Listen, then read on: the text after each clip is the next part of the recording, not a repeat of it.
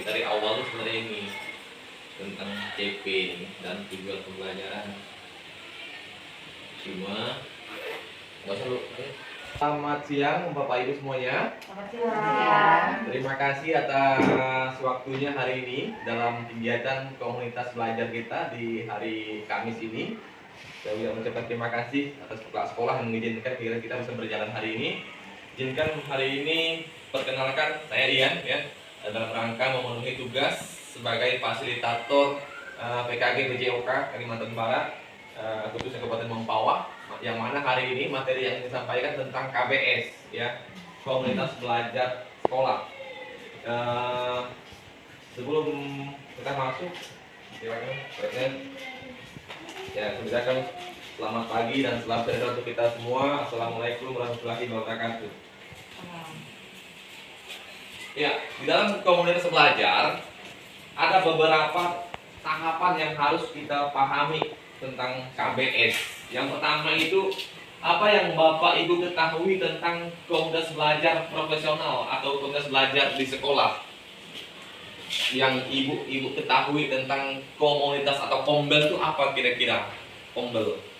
Kelompok. Ya, kelompok. Apalagi Bu? Kira-kira komunitas belajar. Ada apa di dalam komunitas belajar tuh kira-kira? Kombel. Komunitas belajar. Apa kira-kira Bu Des?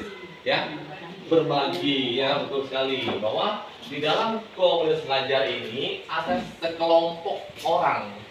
Artinya sekelompok orang itu kalau di sekolah berarti ada siapa di sekolah itu? Ada guru-guru artinya ya. Ada guru-guru dari berbagai mata pelajaran. Ada yang IPA, ada yang agama, ada yang IPS. Itulah komunitas belajar profesional yang terbentuk dalam forum di mana ya, sekolah ya sekolah. Ada lagi berbagi, betul sekali bahwa tujuan dari komunitas belajar ini ada tujuan ingin berbagi, saling melengkapi. Alasan dan tujuan membentuk KBS ya, nanti kita akan bahas bersama. Yang ketiga ada landasan yang menjalankan seluruh kegiatan di dalam KBS. Ada landasan apa saja, nanti landasannya kita akan sama-sama pelajari. Dan di fase mana perkembangan KBS Bapak Ibu semua? Di sekolah itu komunitas belajar ada 3 fase, ada 3 tahapan. Nanti kita akan cek di fase mana komunitas belajar di sekolah kita akan di fase 1, fase 2, dan fase 3. Fase 1 itu ada fase inisiasi dan nanti implementasi. Kita belum tahu sampai mana fase sekolah kita. Mari kita sama-sama belajar apa sih kombel itu, komunitas belajar sekolah. Bahwa komunitas belajar sekolah itu merupakan sekelompok pendidik atau tenaga kependidikan yang belajar bersama-sama, berkolaborasi secara rutin, berkelanjutan, dan tujuan yang jelas terukur untuk meningkatkan kualitas pembelajaran sehingga berdampak pada hasil belajar peserta didik. Itu arti atau tujuan dari komunitas belajar itu. Ditambahkan lagi bahwa komunitas belajar itu di sekolah menjadi bagian penting ya, karena komunitas belajar sebuah tempat terjalinnya kerjasama antara guru, tenaga pendidikan. Guru dapat belajar bersama, tidak terisolasi. Guru yang menyepakati standar bersama seperti pembelajaran efektif, kriteria, dan guru sepakat bahwa mendidik semua peserta didik merupakan tanggung jawab bersama. Ini nanti kita ke depan bahwa kombel kita bisa atur jadwalnya maunya seperti apa. Oh, kalau titik temu kita hari Kamis, kita bisa buat di akhir pembelajaran kita hari Kamis, kita sisihkan waktu di hari Kamis. Oh, mungkin 1 bulan sekali kita adakan kombel, ingin membahas apa yang ingin kita bahas. Misalnya tentang tujuan pembelajaran. Oh, bagaimana cara menentukan tujuan pembelajaran? Ya. Oh, bagaimana cara menyusun perangkat pembelajaran? Itu tujuan kombel. Jadi kira-kira ada yang kita kurang memahami, kita bisa belajar bersama. Ini sekelompok orang ingin berbagi. Oh, saya dapat ilmu dari luar. Misalnya Bu Mary dari NGMP ada hal baru yang disampaikan. Ibu Mary bisa berbagi baik di kombel kita, menyampaikan ini tentang pembelajaran berdiferensiasi misalnya. Itu bisa saling berbagi. Kedepannya itu yang tujuan kita, kombel kita bisa aktifkan ya, saling berbagi, saling melengkapi. Terus alasan mengapa kita harus membentuk kombel di sekolah atau KBS? Yang pertama ini memberikan motivasi belajar. Ya, Kompel itu dapat memberikan motivasi bagi guru untuk terus meningkatkan kualitas pembelajarannya sehingga mendapat meningkatkan motivasi belajar peserta didik. Kalau guru yang sudah punya motivasi, kita yakin muridnya juga punya motivasi belajar. Itu saling berbagi. Oh, minggu depan saya ingin berbagi praktik baik.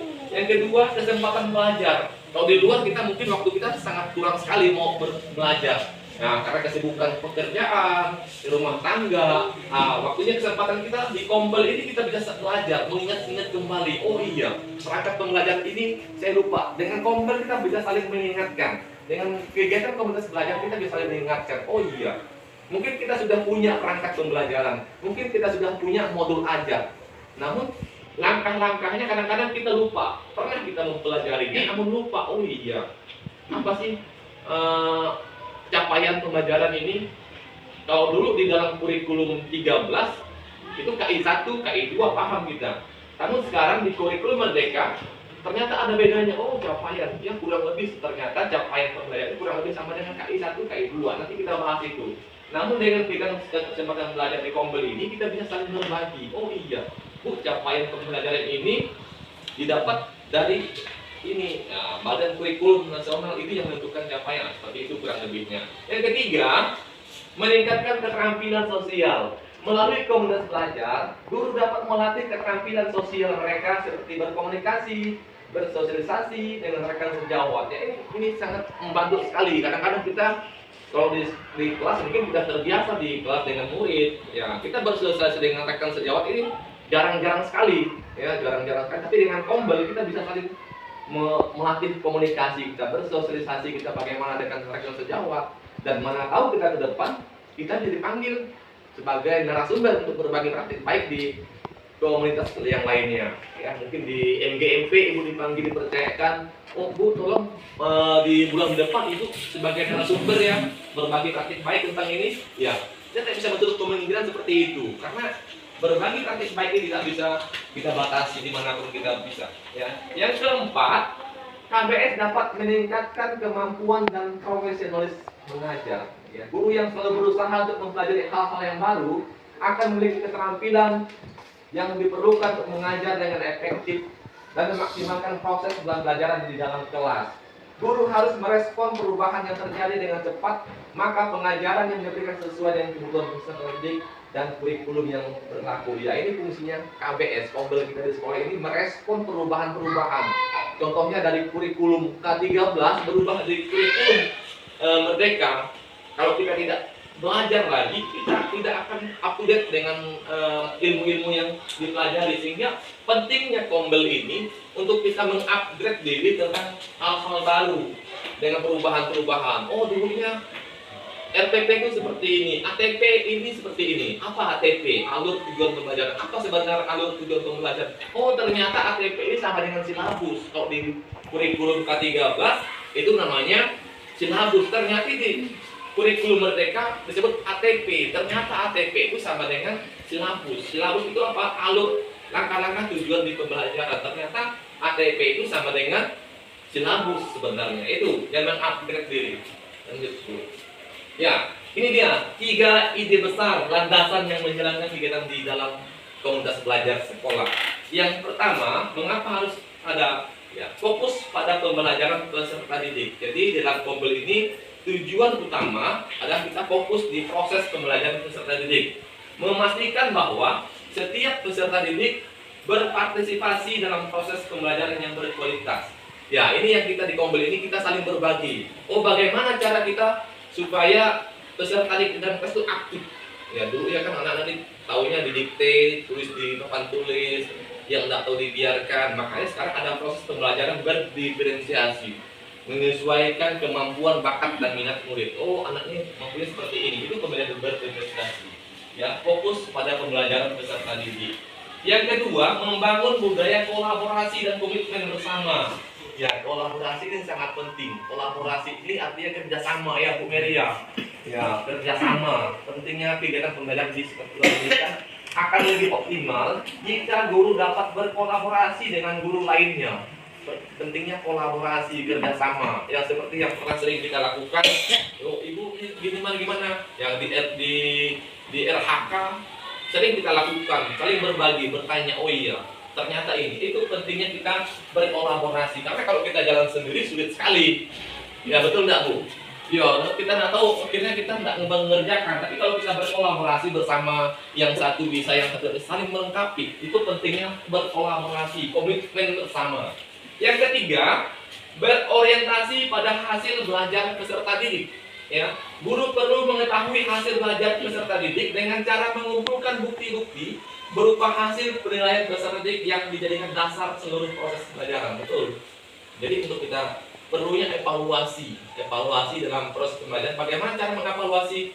Dengan melihat hasil belajar peserta didik. Nah, bagaimana? Ya kita jadikan acuan. Oh, mungkin model pembelajaran yang saya lakukan sebelumnya harus ada perubahan. Karena beberapa tahun yang lalu saya gunakan model pembelajaran ini terus, ternyata hasil belajaran tidak berubah.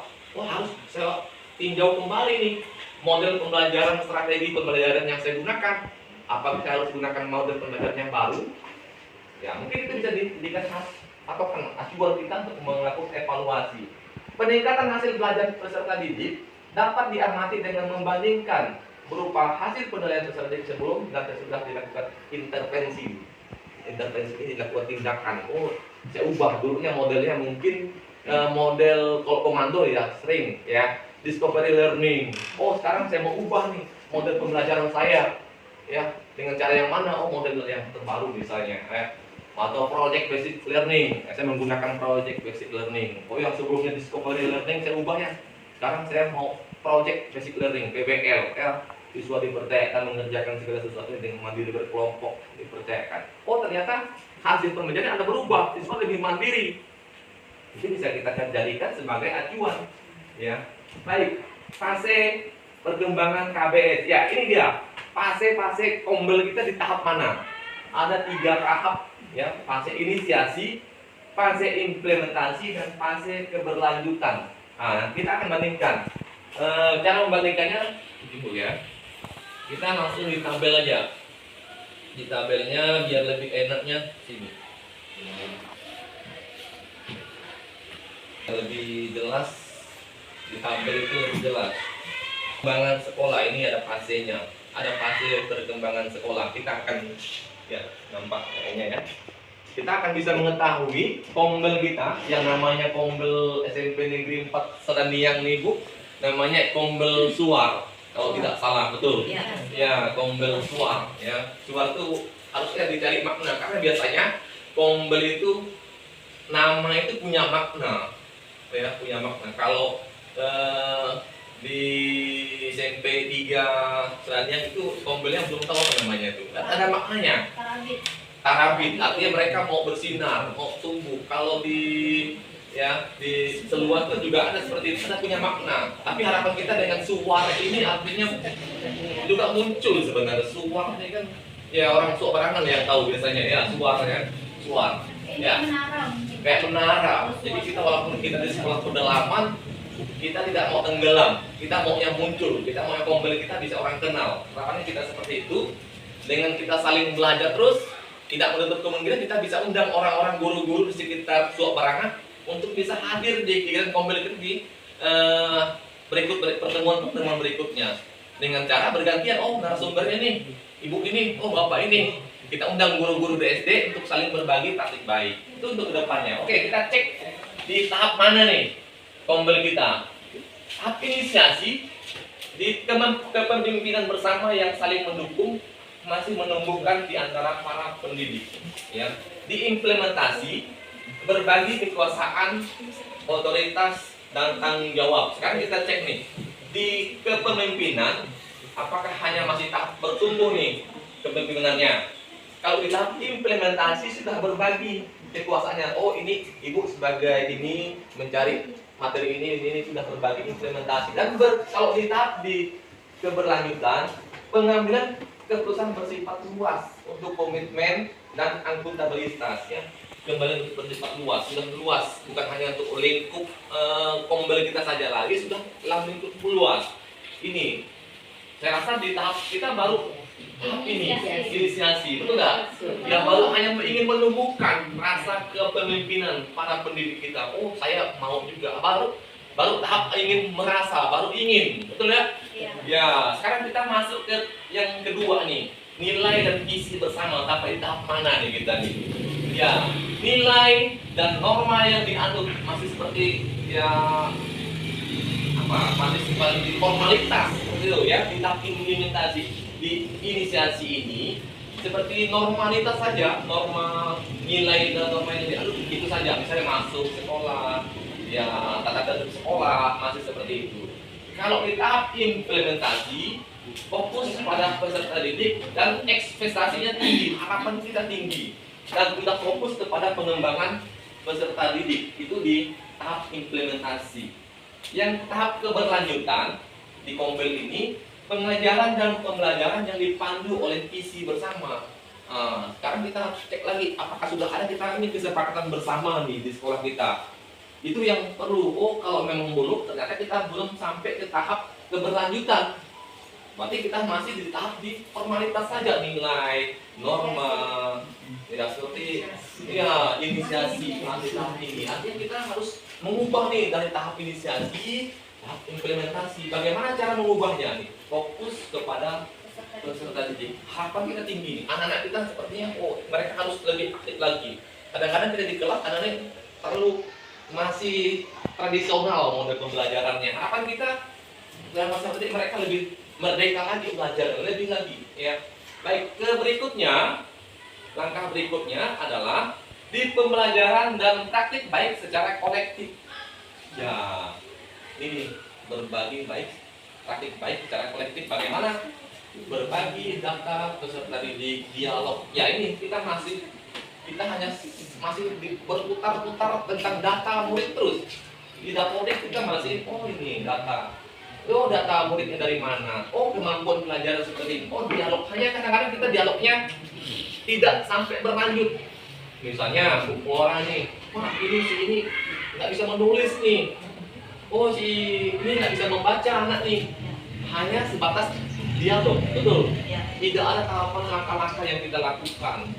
Ini perlu kita kaji kembali. Oh ternyata di praktik pembelajaran kita praktik baik kita di kolektif masih seperti tahap berdialog masih hanya berputar-putar tentang data peserta didik. Kalau di tahap implementasi, di sini sudah ada kolaborasi menggunakan data yang terkait dengan kebutuhan peserta didik. Ada perencanaan, ada penyelesaian masalah. Ini perlu. Oh, kalau kita sudah mau meningkatkan Kombel kita di tahap implementasi minimal, kita punya perencanaan.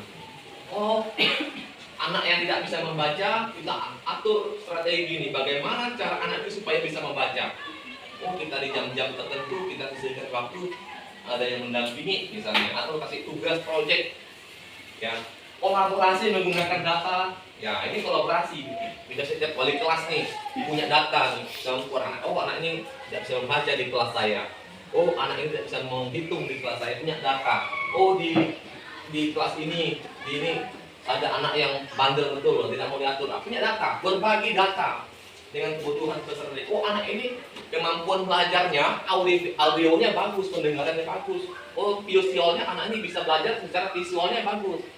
Oh, ternyata kita sekali-sekali pakai Infocus, kita menggunakan visual atau menggunakan audio visual dengan Infocus, putarkan video, disuruh anak menyimak, menuliskan apa materinya. Saya rasa, oh ternyata anak bisa. Mungkin kalau kita berceramah kadang-kadang anak bosan juga. Kita coba cara baru. Oh kita coba putarkan audio visual materi kita. Oh ternyata bisa. Itu artinya berbagi data, berkolaborasi. Kalau di tahap di tahap keberlanjutan, penerapan pengetahuan, keterampilan dan strategi berdasarkan data. Nah ini tadi sudah merujuk kepada data-data tadi. Oh model pembelajaran seperti ini. Oh strategi langkah-langkah pembelajaran seperti ini.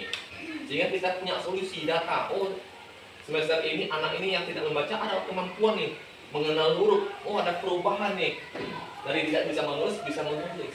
Ya itu tahap keberlanjutan. Berikutnya berbagi praktek baik yang dilakukan masing-masing. Ya kalau tahap inisiasi hanya pengamatan, dorongan, ya pengamatan, oh kita dorong. Kita mungkin sering mengikuti webinar-webinar di luar, ikut ombel, menyaksikan, ada dorongan, dukungan, ayo bisa, tapi hanya sebatas itu. Pengamatan, mengikuti seminar kita bisa mengikuti. Ternyata hanya sama pengamatan. Ya ternyata kita hanya mampu ke situ. Bukan tidak mampu, saya yakin semua kita bisa. Hanya kadang-kadang fokusnya ke sama pengamatan. Punya dorongan, rekan-rekan sejawat kita di luar, DMGMP sering mendorong kita, ayo. Ternyata hanya sampai situ. Di tahap implementasi, berbagi hasil taktik belajar. Ya, tawarkan umpan balik, mentoring dan coaching. Ya, berbagi hasil praktik belajar. Ya, praktik belajar kayak seperti ini. Oh, misalnya di kelas juga bisa. Makanya di observasi, pra-observasi itu kita bisa saling berbagi. Seperti yang pernah kami lakukan dengan Bu Flora dulu, ada pra-observasi pembelajaran.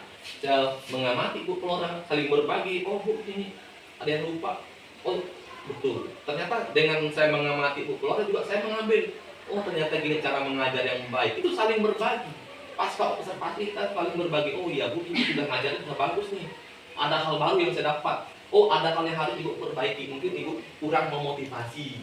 Oh, anak kalau bisa menjawab jangan dijatuhkan. Ya, karena ada jawaban yang salah. Ya, yang kita beri motivasi seperti itu. Ya, berbagi hasil praktik belajar. Tawarkan umpan balik. Ini penting Bapak Ibu. Nanti sebenarnya di materi yang tadi itu ada umpan balik. Asesmen autentik. Asesmen autentik itu ada penilaian yang real. Ada 3 jenis penilaian autentik itu. Murid menilai diri sendiri, murid menilai rekannya, dan guru menilai mengobservasi muridnya. Sebenarnya itu nanti di materi berikutnya kita akan bahas. Ya. Berikutnya mentoring dan coaching. Mentoring ini sesama kita, ya. Untuk mentoring, ya, saling berbagi. Coaching misalnya saya coaching Bu Flora atau saya misalkan rekan kita saya coaching. Ada apa? Ya. Oh, ada masalah dalam pembelajaran, kita coaching bersama, saling berbagi. Terus di tahap keberlanjutan, ini sudah ada analisis hasil pekerjaan, sudah dianalisis nih, ya, tidak lagi raportnya ini selesai, tidak ada tindak lanjut, tidak ada analisis data yang kita lakukan. Tapi kalau di komunitas belajar sudah di tahap keberlanjutan, itu ada analisis. Oh, mengapa sih anak ini tidak pernah berubah? Misalnya nilai penjas nih, nilainya gitu terus tidak pernah dianalisis, kemampuan belajarnya kurang terus tapi tidak pernah dianalisis apa penyebabnya. Misalnya di mata pelajaran matematika, mengapa sih anak tidak pernah bisa berhitung atau berkali, tidak pernah dianalisis kemampuannya di mana, apakah di model saya yang kurang tepat dengan anak atau si anaknya kurang fokus. Ya, itu tadi analisis perlu dianalisis kalau di tahap keberlanjutan. Tapi harapan kita sudah tidak di tahap implementasi berbagi hasil belajar sudah cukup lumayan. Jangan dulu kita mikirkan di tahap keberlanjutan. Harapan kita sampai ke tahap 2 ini dah baik, sudah ada umpan balik, ada mentoring kita dengan kawan-kawan, sekolah kita coaching dan segala semacam, itu perlu. Ya. Yang terakhir, kondisi struktur yang mendukung. Struktur ini apa? Ya, fasilitas, ada rekan sejawat, ada asesmen dan identifikasi kebutuhan. Ya. Asesmen ini tentang penilaian. Asesmen tadi ada penilaian formatif, ada sumatif. Formatif ini di awal belajar kita tes nih, formatif nih. Oh, kemampuan belajar ini seperti ini. Oh, kita di akhir sesi, di akhir materi bab atau di mid semester kita berikan nih asesmen sumatif, ya, mid semester dan segala macam. Ya. Yang di tahap implementasi, penggunaan sistem dan sumber daya yang tepat. Ya, sistem. Ini perlu sistem kita di sekolah nih secara terstruktur sistemnya. Oh iya, saling bekerja sama dan sumber daya yang tepat. Oh, saya menggunakan media nih, bukan asal media tapi tepat, media yang saya gunakan tepat. Misalnya saya PJOK ingin melakukan pembelajaran berdiferensiasi tapi sarana terbatas. Bagaimana cara saya memodifikasi berinovasi supaya anak-anak bisa belajar dengan keterbatasan, harus berinovasi. Oh, dengan misalnya lompat nih, tidak ada alat lompat, saya menggunakan kotak-kotak sesusun seperti itu. Ya, terus di tahap keberlanjutan, pemanfaatan maksimum sistem dan sumber daya. Ya, ini sudah maksimum. Ya, kalau kita di dalam, sebenarnya itu berbasis kekurangan kalau kita berpikir, oh saya sekolah di dalam nih, saya tidak bisa sampai ke tahap ini. Belum tentu. Tapi kalau kita berpikir ke basis kekuatan, kita bisa berpikir, oh kita punya lingkungan yang luas, punya anak-anak yang mau diatur, punya anak-anak yang masih bisa diajak bekerja sama, anak-anak yang masih mau dengar, itu kekuatan kita di sekolah di dalam ini. Beda kalau di sekolah di luar, kita harus punya strategi betul-betul ya untuk bisa mengarahkan anak. Kekuatan kita di sekolah ini apa? Anak-anak masih bisa diatur, halaman masih luas. Tinggal kita bagaimana cara berinovasi lagi. Nah, itu ya.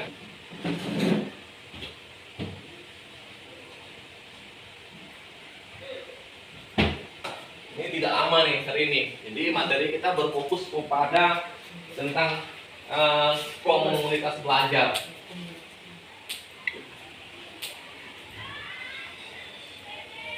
Harapan kita ke depannya Kombel kita bisa berjalan, saling melengkapi.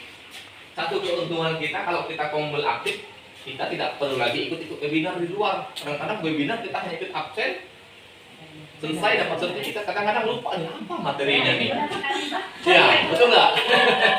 Sering terjadi. Ya, tapi kalau kita izin ya, Pak Usman ya. Jadi kalau kita Kombel di sekolah, walaupun singkat 10 menit, 20 menit, saya rasa ada satu materi yang kita dapat itu akan lebih berarti apabila kita hanya ikut absen tapi dapat sertifikat dengan tujuan RHK kita terpenuhi. Ya, materi tak apa. Ya, harapan kita dengan Kombel ini, inti dari komunitas belajar adalah fokus dan komitmen terhadap pembelajaran setiap peserta didik. Keterampilan demi keterampilan, jadi fokus kita ya pembelajaran siswa. Ya mungkin kita dapat materi baru tentang pembelajaran, kita terapkan di kelas nih. Oh perlunya ice breaking di kelas nih, apalagi ibu-ibu yang mengajar di siang hari nih. Ya kalau kita tidak punya pilihan ice breaking nih, ibu atau saya sendiri mengajar di kelas, anak-anak sudah hilang fokus. Apa yang kita sampaikan tidak akan mereka dengar. Oh, mereka hilang konsentrasi nih. Yuk kita ice breaking dulu. Kita buat video nari atau gerakan tepuk tangan dan sebagainya. Itu salah satu strategi untuk menarik perhatian murid kembali. Ya, nggak ada gunanya kalau kita mengajar lama-lama, konsentrasi anak sudah hilang. Ya, itu strategi. Oh, ice breaking dulu nih. Ya. Saat sekolah berfungsi sebagai KBS, komunitas belajar sekolah, pendidik melaksanakan pembelajaran tingkat tinggi untuk semua peserta didik, baik sebagai alasan keberadaan organisasi maupun sebagai tanggung jawab mendasar dari mereka yang bekerja di dalamnya ini, yang melakukan pelajaran tingkat tinggi. Jadi kalau kita punya komitmen di kelas Kombel kita, kualitas pembelajaran kita di sekolah sudah meningkat nih, tidak level tradisional lagi. Kalau dulu ya sudah ngajar selesai. Walaupun kita singkat mengajarnya, tapi tepat, anak menerima. Walaupun sedikit, tapi mereka bermanfaat, bisa memahami dengan baik. Ya. Untuk mencapai tujuan bersama ini, para anggota KBS berkreasi, ya, bekerja sama, berinovasi, dipandu oleh visi yang jelas tentang apa yang sekolah harus lakukan membantu semua peserta didik yang belajar. Ya ini perlu nih garis bawahi visi yang jelas untuk sekolah. Ya, ini nanti kita akan sekali lagi KSOP, ya, kurikulum satuan operasional pendidikan ini perlu disusun nih. Belum tahu nih kapan nih Pak sekolah akan menyusun KOSP. Berarti bukan yang pakai ini lagi. Ya ini beda. Ya kurikulum visi tetap sama, punya visi itu jelas ada, tapi itu bisa berubah. Setiap tahun itu bisa berubah. Namun kurikulum satuan operasional harusnya di-update. Apa visi kita tahun ini apa nih? Nah, kalau tidak biasanya merujuk di rapor sekolah, rapor pendidikan. Oh literasi, numerasi nih. Jangan rendah, tingkatkan. Itu fokusnya di situ. Ya, sekarang anggota KBS tidak hanya membahas bagaimana mereka akan bekerja untuk meningkatkan sekolah, tetapi juga memperkuat tujuan moral dan tanggung jawab politik yang memperjelas mengapa pekerjaan sehari-hari mereka begitu penting. Ini sudah tertanam dalam hati kita. Oh, mengapa pekerjaan kita sebagai guru ini begitu penting? Ya, jadi kalau kita sudah merasa penting, yakin kita, oh saya harus belajar lagi nih. Oh, tidak ada mana atau beri catatan selesai. Tapi dengan kita berpikir posisi kita sebagai guru sangat penting, kita akan terus belajar. Ya belajar dengan kegiatan Kombel kita ini. Ya, ini kesimpulan materi kita di kegiatan komunitas belajar kita. Harapan kita dengan adanya materi tentang komunitas belajar sekolah ini, Kombel kita, Kombel Suwan SMP Negeri 4 Selandiang ini bisa aktif minimal 1 bulan 1 kali lah kita kegiatan kombelnya. Siapa jadi materi, siapapun boleh. Ya, itu akan membantu kita dalam menambah pengetahuan, mengupgrade diri tentang hal-hal baru. Karena di kegiatan MGMP kita sering rutin, oh ada hal baru yang terdapat nih di MGMP nih. Ya, misalnya tentang agama, ibu sampaikan, oh iya. Oh tentang PPG misalnya, sampaikan aja. Oh PPG yang baru ini pilotingnya bagaimana? Boleh sampaikan.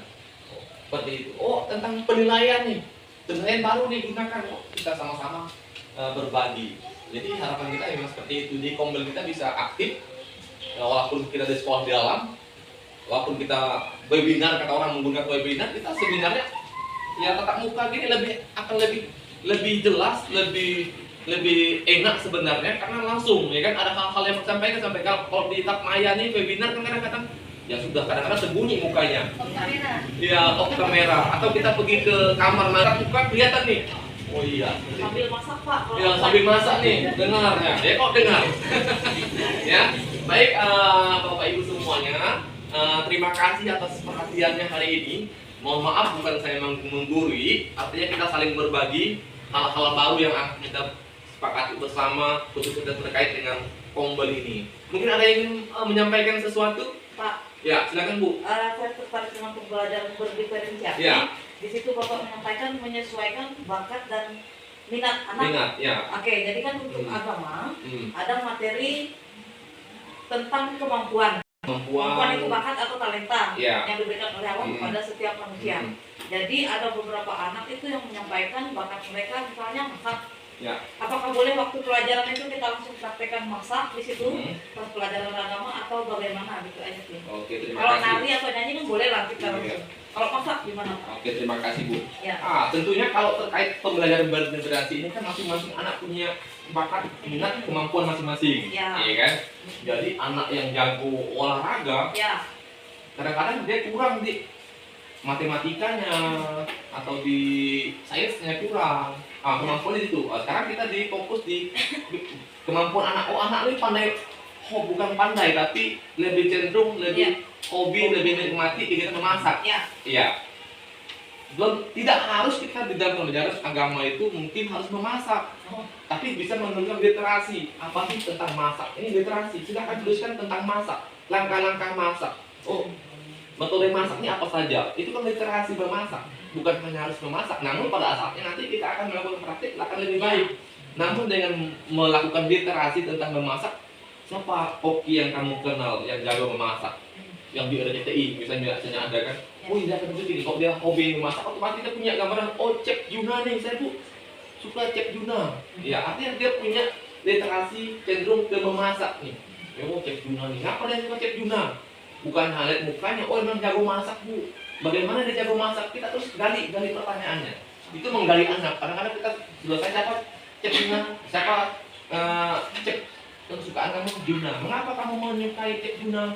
Gali terus. Ini seperti atau yang ngapain nih BS nih tentang kondisi kemarin ada infonya tentang Gempa Megatrust, ya kan? Bisa gali. Kalian tahu nggak Gempa nih? Atau seperti ini, gali terus supaya anak tertantang. Oh iya, tertantang biar mereka sendiri yang menggali. Oh gitu juga memasak. Makanya perlunya di Kombel kita nanti suatu saat kita bisa pentas bakat anak. Ada yang menari, ada yang memasak. Itu perlu sebenarnya di Kombel kita saling berbagi. Ada lagi, Ibu? Berarti sekali-sekali boleh lah Pak ya? Boleh Bu. prakteknya? Jadi perlu pembelajaran berinteraksi, tidak harus memasak, namun bisa menuliskan. Silahkan kamu tuliskan tentang memasak apa sih memasak. Silahkan kembangkan tulisannya supaya dia lebih mencari lagi apa itu memasak. Atau yang menari mungkin dia siapa penari kesukaannya. Ya itu literasi. Ya, makasih Bu. Siap Mantap Pak, sekali. terima kasih juga. Ya ada lagi? Tidak ada ya? Oke, terima kasih. Saya mengucapkan atas perhatiannya. Kurang lebih saya minta maaf. Dan semoga materi kita hari ini bisa bermanfaat. Dan saya mengucapkan selamat siang. Assalamualaikum warahmatullahi wabarakatuh. Selamat siang.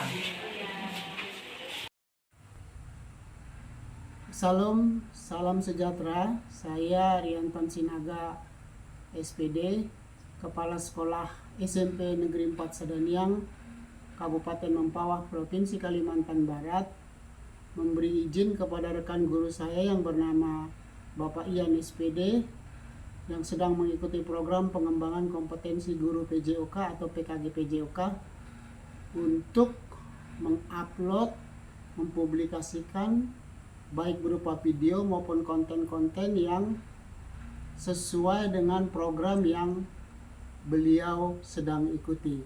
Semoga sukses untuk rekan guru saya Bapak Ian dalam mengikuti program ini dan mengupload segala bukti karya. Terima kasih. Salam sejahtera.